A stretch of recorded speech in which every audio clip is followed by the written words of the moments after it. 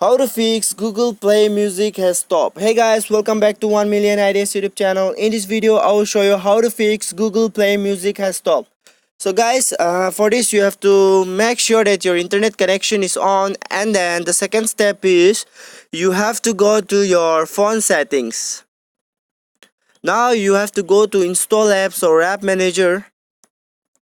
I have install apps, so I will go to install apps and then I will search for Google Play Music.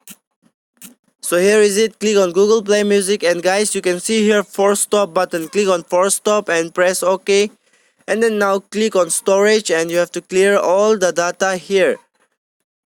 Clear all the data here, and now go back, and you can see here app permission. Click on app permission, and you have to allow all the permission.